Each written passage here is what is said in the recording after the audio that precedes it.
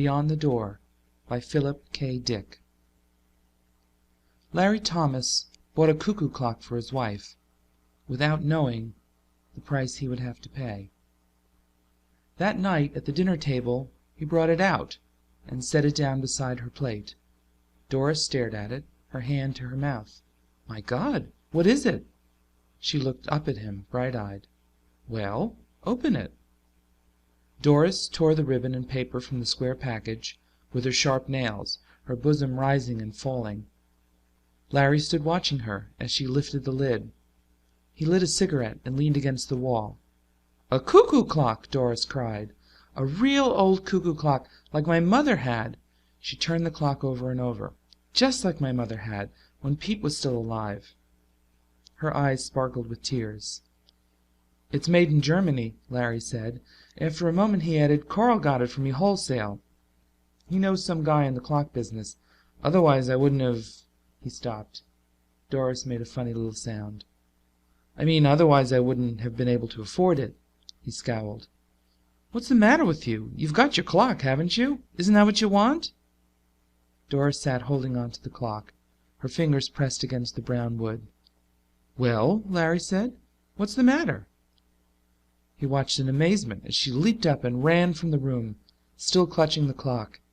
He shook his head. "Never satisfied. They're all that way. Never get enough." He sat down at the table and finished his meal. The cuckoo clock was not very large. It was handmade, however, and there were countless frets on it, little indentations and ornaments scored in the soft wood. Doris sat on the bed, drying her eyes and winding the clock. She set the hands by her wristwatch. Presently she carefully moved the hands to 2 minutes of 10. She carried the clock over to the dresser and propped it up. Then she sat waiting, her hands twisted together in her lap, waiting for the cuckoo to come out, for the hour to strike. As she sat, she thought about Larry and what he'd said, and what she had said, too, for that matter. Not that she could be blamed for any of it. After all, she couldn't keep listening to him forever without defending herself. You had to blow your own trumpet in the world. She touched her handkerchief to her eyes suddenly. Why did he have to say that about getting it wholesale? Why did he have to spoil it all? If he felt that way, he needn't have got it in the first place. She clenched her fists. He was so mean, so damn mean. But she was glad of the little clock sitting there ticking to itself, with its funny grilled edges in the door. Inside the door was the cuckoo waiting to come out. Was he listening, his head cocked on one side, listening to hear the clock strike so that he could know to come out? Did he sleep between hours? Well, she'd soon see him. She could ask him, and she would show the clock to Bob. He would love it. Bob loved old things, even old stamps and buttons. He liked to go with her to the stores. Of course, it was a little awkward, but Larry had been staying at the office so much, and that helped.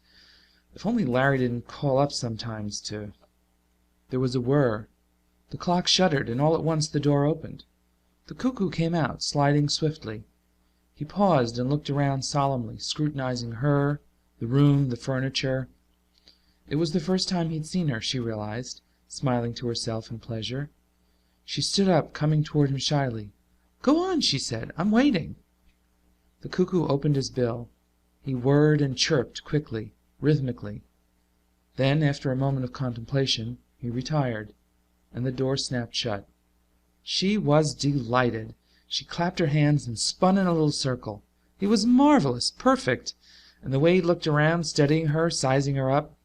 He liked her, she was certain of it. And she, of course, loved him at once, completely. He was just what she'd hoped would come out of the little door. Doris went to the clock.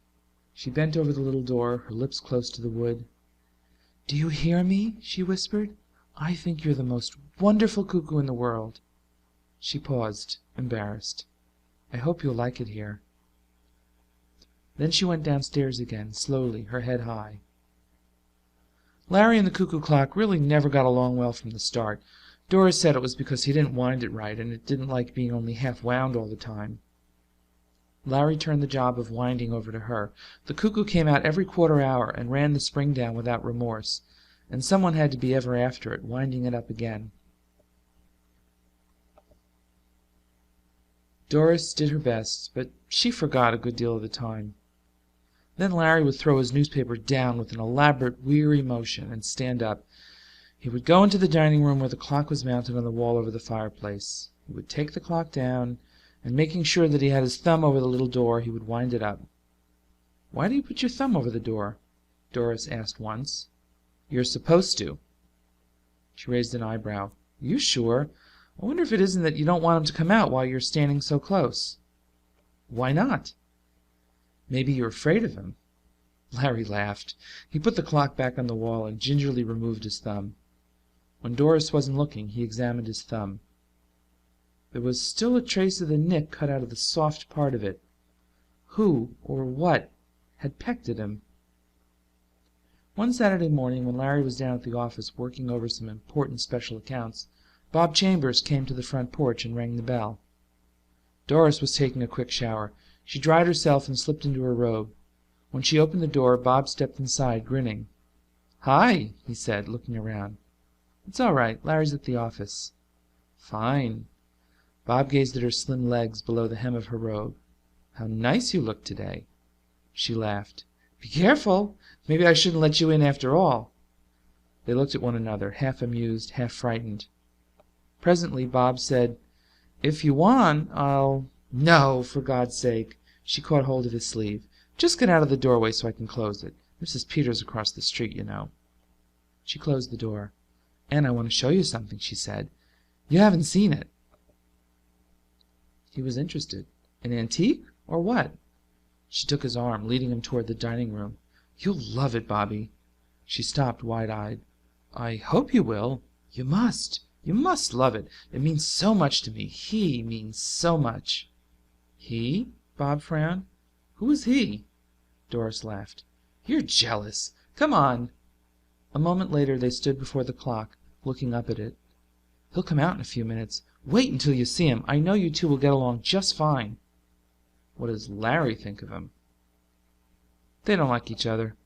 Sometimes when Larry's here, he won't come out. Larry gets mad if he doesn't come out on time. He says—" "Says what?"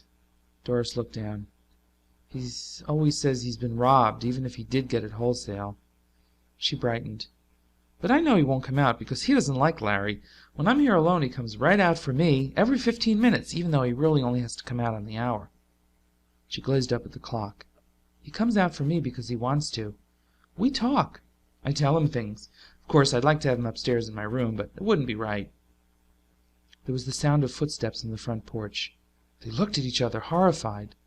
Larry pushed the front door open, grunting. He set his briefcase down and took off his hat. Then he saw Bob for the first time. "Chambers! I'll be damned." His eyes narrowed. "What are you doing here?" He came into the dining room. Doris drew her robe about her helplessly, backing away. Bob began. "That is, we—" He broke off, glancing at Doris. Suddenly, the clock began to whir. The cuckoo came rushing out, bursting into sound. Larry moved toward him. "Shut that din off," he said. He raised his fist toward the clock. The cuckoo snapped into silence and retreated. The door closed. "That's better." Larry studied Doris and Bob, standing mutely together. "I came over to look at the clock," Bob said. "Doris told me that it's a rare antique and that, Nuts. I bought it myself." Larry walked up to him. "Get out of here." Turned to Doris. "You too. And take that damn clock with you." He paused, rubbing his chin. "No, leave the clock here. It's mine. I bought it and paid for it." In the weeks that followed after Doris left, Larry and the cuckoo clock got along even worse than before. For one thing, the cuckoo stayed inside most of the time, sometimes even at 12 o'clock, when he should have been busiest. And if he did come out at all, he usually spoke only once or twice, never the correct number of times. And there was a sullen, uncooperative note in his voice, a jarring sound that made Larry uneasy and a little angry. But he kept the clock wound because the house was very still and quiet, and it got on his nerves not to hear someone running around, talking and dropping things. And even the whirring of a clock sounded good to him. But he didn't like the cuckoo at all, and sometimes he spoke to him. "Listen," he said late one night to the closed little door. "I know you can hear me. I ought to give you back to the Germans, back to the Black Forest." He paced back and forth. "I wonder what they're doing now, the two of them. That young punk with his books and his antiques. A man shouldn't be interested in antiques. That's for women." He set his jaw. "Isn't that right?" The clock said nothing. Larry walked up to the front of it. "Isn't that right?" he demanded. "Don't you have anything to say?" He looked at the face of the clock. It was almost 11, just a few seconds before the hour. "All right. I'll wait until 11. Then I want to hear what you have to say. You've been pretty quiet the last few weeks since she left." He grinned wryly. "Maybe you don't like it here since she's gone." He scowled. "Well, I paid for you, and you're going to come out whether you like it or not. You hear me?" 11 o'clock came. Far off at the end of town, the great tower clock boomed sleepily to itself. But the little door remained shut. Nothing moved. The minute hand passed on, and the cuckoo did not stir. He was someplace inside the clock, beyond the door, silent and remote. "All right, if that's the way you feel," Larry murmured, his lips twisting. "But it isn't fair. It's your job to come out. We all have to do things we don't like." He went unhappily into the kitchen and opened the great gleaming refrigerator. As he poured himself a drink, he thought about the clock. There was no doubt about it. The cuckoo should come out, Doris or no Doris. He'd always liked her from the very start. They'd got along well, the two of them. Probably he liked Bob, too. Probably he'd seen enough of Bob to get to know him. They'd be quite happy together, Bob and Doris and the cuckoo. Larry finished his drink. He opened the drawer at the sink and took out the hammer. He carried it carefully into the dining room. The clock was ticking gently to itself on the wall. "Look," he said, waving the hammer. "You know what I have here? You know what I'm going to do with it? I'm going to start on you first." He smiled. "Birds of a feather, that's what you are, the three of you." The room was silent. "Are you coming out, or do I have to come in and get you?" The clock whirred a little. "I hear you in there. You got a lot of talking to do. Enough for the last 3 weeks. As I figure it, you owe me—" The door opened. The cuckoo came out fast, straight at him. Larry was looking down, his brow wrinkled in thought. He glanced up, and the cuckoo caught him squarely in the eye. Down he went, hammer and chair and everything, hitting the floor with a tremendous crash. For a moment the cuckoo paused, its small body poised rigidly. Then it went back inside its house. The door snapped tight shut after it.